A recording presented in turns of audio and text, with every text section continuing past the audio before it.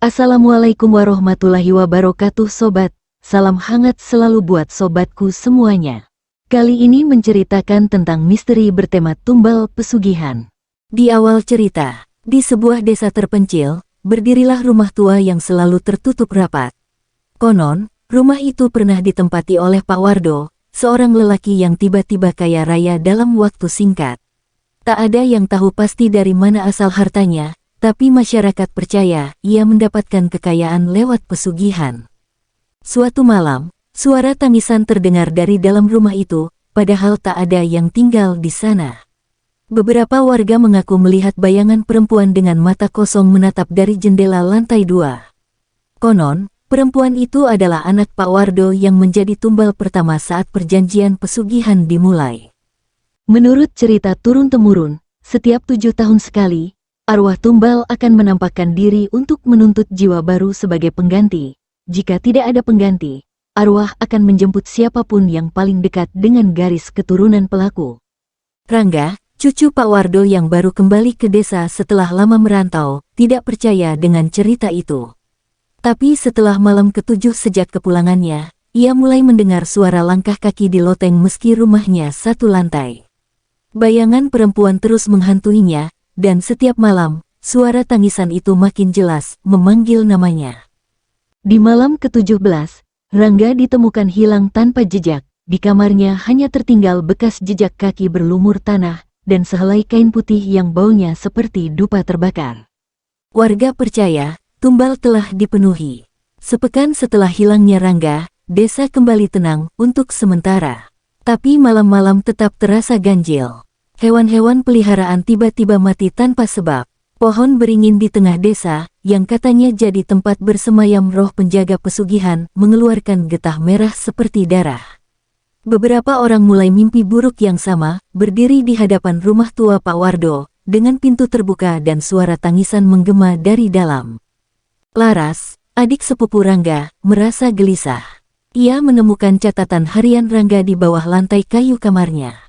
Dalam catatan itu, Rangga menulis tentang seorang dukun bernama Mbah Surani, satu-satunya orang yang tahu soal perjanjian pesugihan yang dibuat Pak Wardo puluhan tahun silam.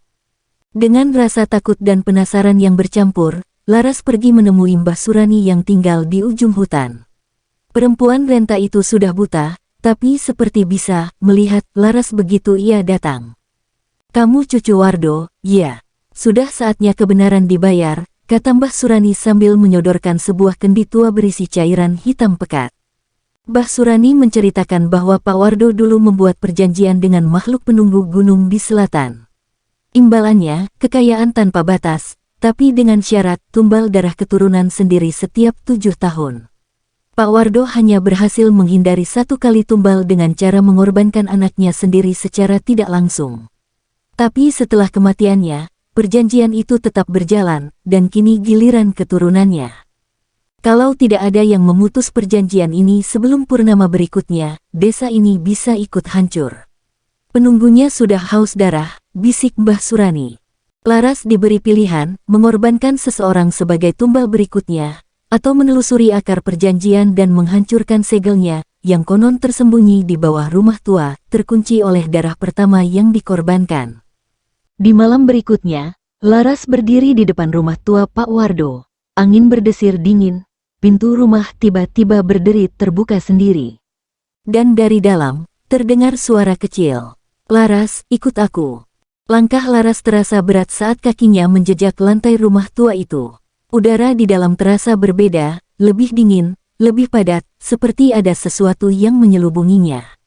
Dinding kayu berlumut, jendela-jendela retak, dan bau dupa terbakar bercampur amis darah membuat napasnya tercekat.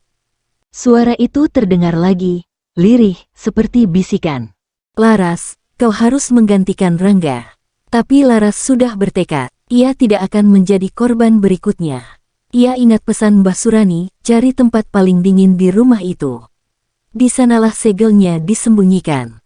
Ia menyusuri rumah dengan lampu minyak kecil. Ruang demi ruang kosong, kecuali satu, kamar bekas Pak Wardo. Di ruangan itulah udara terasa membeku. Lantainya penuh debu, tapi di satu sudut, debu seperti tersapu oleh sesuatu yang sering lewat. Laras menarik lemari tua di pojok kamar. Di belakangnya ada pintu kecil, hampir tak terlihat, terkunci dengan rantai dan gembok berkarat. Tapi saat ia menyentuhnya, gembok itu tiba-tiba terbuka sendiri. Di balik pintu itu, tangga kayu menurun ke ruang bawah tanah yang gelap. Setiap langkah turun membuat suara tangisan semakin jelas.